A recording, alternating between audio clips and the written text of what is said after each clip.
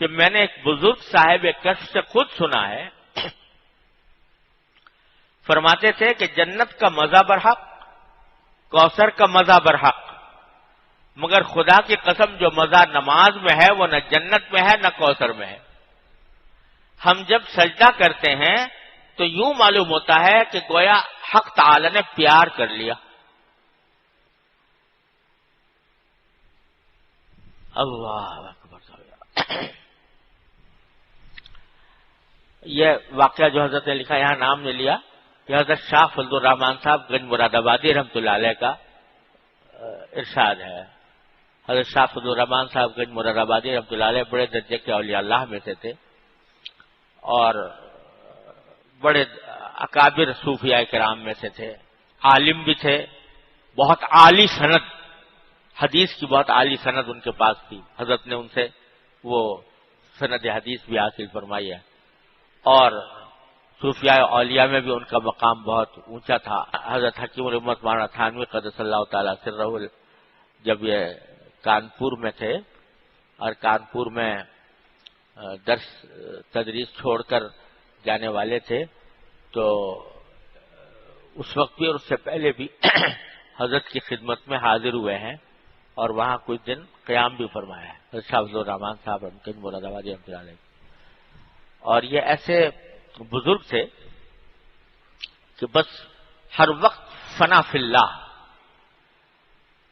اور اللہ تعالیٰ کے ذکر میں، یاد میں، اللہ تعالیٰ کی ہر وقت تصور میں استغراق اتنا رہتا تھا کہ بعض اوقات ان کے اوپر بہت زیادہ ایک کیفیات طاری ہوتی رہتی تھی۔ ان کے واقعات میں لکھا ہے کہ ایک مرتبہ اپنی مجلس میں تشریف فرما تھے تو کسی نے اپنے کچھ مقدمہ بازی کا ذکر شروع کر دیا، کوئی عدالت میں مقدمہ چل رہا تھا، اس کا ذکر شروع کر دیا۔ اب حضرت کو یہ بڑا ناگوار ہوا کہ بھائی یہاں پر اس نے شروع کر دیا، تو اس کو منع کیا۔ جب وہ نہیں مانے تو اٹھ کے حضرت نے ہاتھ اٹھا کے پکڑ کے اس کو مسجد سے باہر لے گئے کہ بھائی تم یہاں نہ بیٹھو، جاؤ اپنے کام کرو، یہاں مجلس کو خراب نہ کرو۔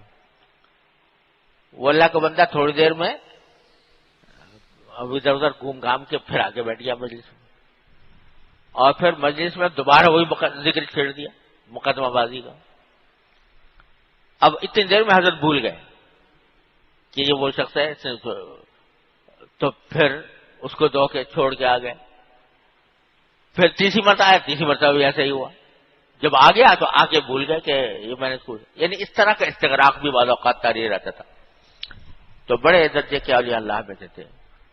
حضرت حکیم الامت مولانا تھانوی قدس اللہ تعالیٰ سرہ اللہ تعالیٰ ان کے درجات بلند فرمائے، بزرگوں کی خدمت میں جانے اور ان کی زیارت کا بہت زیادہ اشتیاق تھا حضرت، اس کے لیے لمبے لمبے سفر بھی کیے۔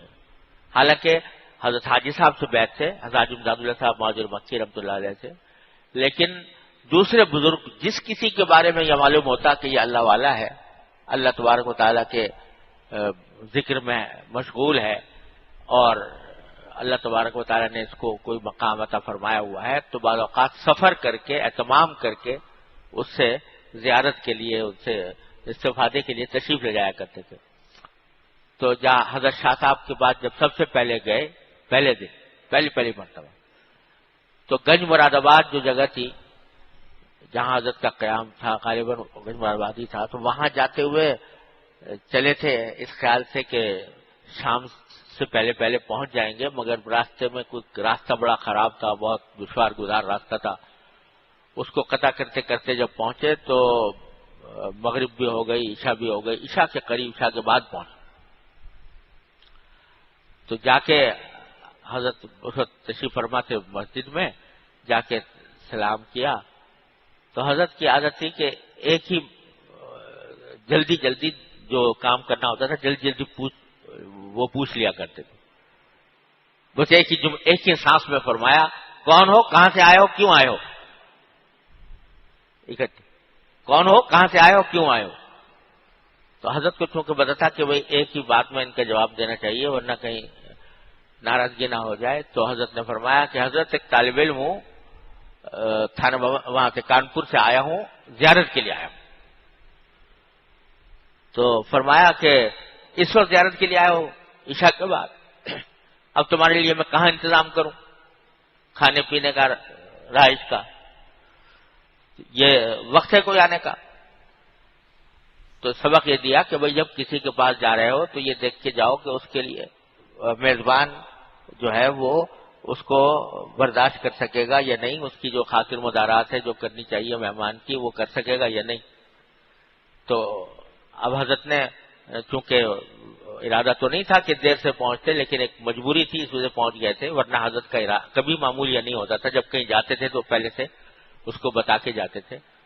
تو خیر کہا کہ لیکن حضرت اس وقت خاموش رہے رعب کی وجہ سے. تو پھر کہا کہ اچھا تمہارے پاس کچھ پیسے ہیں؟ کہ جی ہاں حضرت پیسے ہیں. کہا کہ اچھا ایسا کرنا کہ اس وقت تو تم پیسوں سے کہیں نان بھائی کے پاس سے روٹی لے کے کھانا کھا لینا، اور کل سے ہمارے مہمان ہو. اور پھر فرمایا کسی خادم سے کہ ان کو فلاں جگہ جا کے ٹھہرا دو رات کو. حضرت کو وہ لے گئے کسی جگہ، وہاں جا کے ٹھہرا دیا. جب ٹھہرا دیا تو تھوڑی دیر کے بعد پھر پیغام آیا کہ بھائی ذرا بلاؤ ان کو. تو بلا لیا.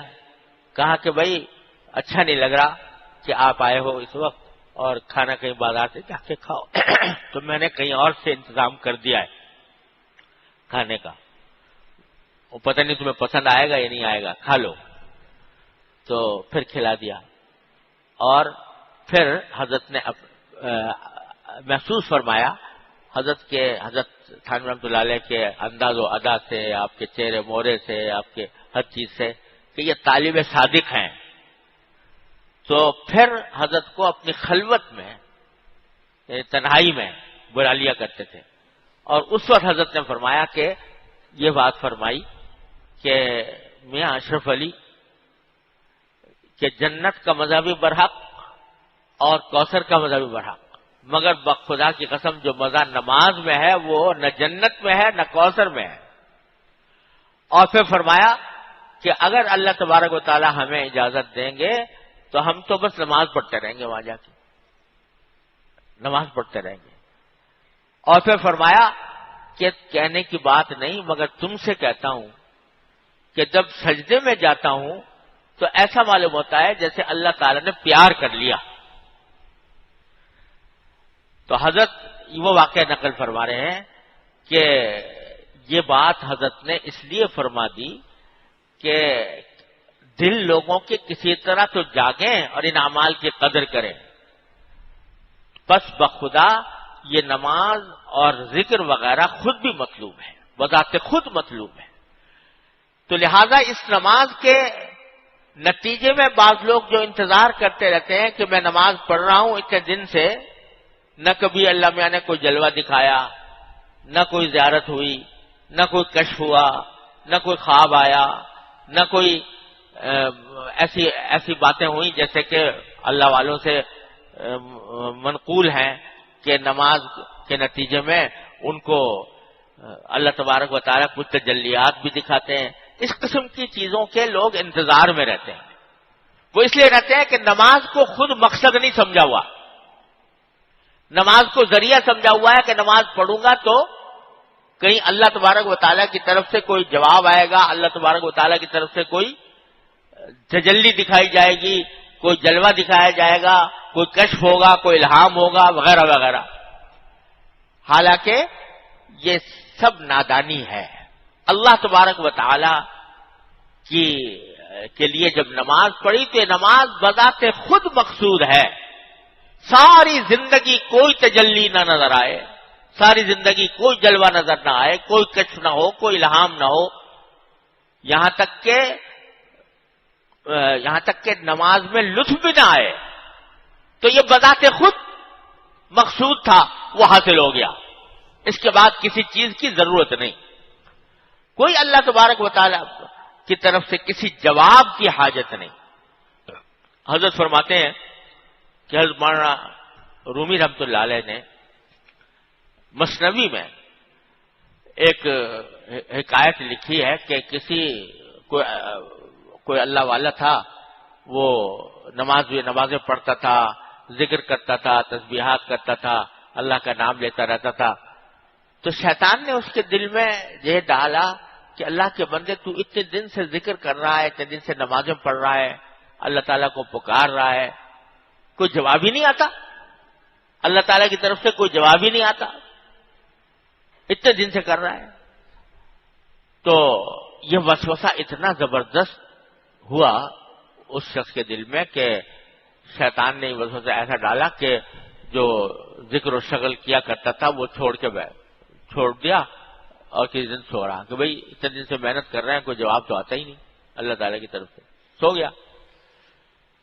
تو خواب آیا، خواب میں ایک فرشتہ دکھائی دیا، اور اس فرشتے نے پوچھا کہ میاں تم نے اتنے دن اللہ میاں کا ذکر کیا کرتے تھے، عبادتیں کرتے تھے، نفلیں پڑھتے تھے، تو کیوں چھوڑ دیا تم نے؟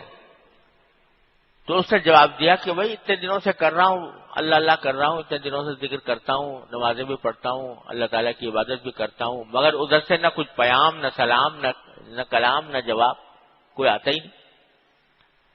تو اس نے فرشتے نے جواب دیا، جو مولانا رومی رحمۃ اللہ نے مثنوی میں فارسی شعر میں اس کو ظاہر کیا ہے کہ گفت اللہ ہے تو لبیک ماس، دی نیاز و سوز و درد پے کے ماس، کہ یہ تو سمجھ رہا ہے کہ اللہ جو کرتا ہے اس کو کچھ جواب آئے گا اللہ تعالیٰ کی طرف سے؟ خوب سمجھ لو کہ جو تم اللہ کر رہے ہو اور اس کی تمہیں توفیق ملی ہوئی ہے، یہ بذات خود اللہ تعالیٰ کی طرف سے جواب ہے تمہارے اللہ کا۔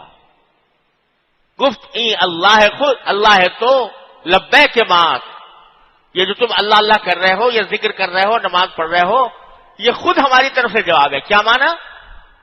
حضرت نے پھر اس کی تشریح فرمائی کہ معنی یہ ہے کہ جب اللہ کا نام لینے کی توفیق ہو گئی اور پھر بار بار ہو گئی، ایک مرتبہ لیا پھر دوبارہ لے لیا، پھر دوبارہ لے لیا، تو یہ اس بات کی علامت ہے کہ اللہ تبارک و تعالیٰ نے وہ قبول فرما لیا۔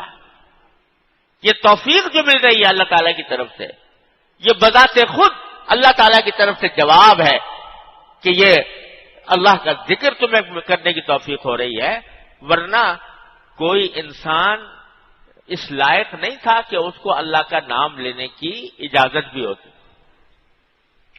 اللہ جل جلالہ کا نام لینے کی اجازت بھی ہوتی، اس طرح کرنے کی، اور وہ بھی خاص طور پر جس طرح ہم لوگ لیتے ہیں اس کی اجازت بھی نہ ہوتی، لیکن اللہ تبارک و تعالیٰ نے اجازت نہ فرمائی، پھر بار بار توفیق بھی عطا فرمائی۔ یہ خود جواب ہے اللہ تعالیٰ کی طرف سے کہ تمہاری پچھلی عبادت قبول ہو گئی۔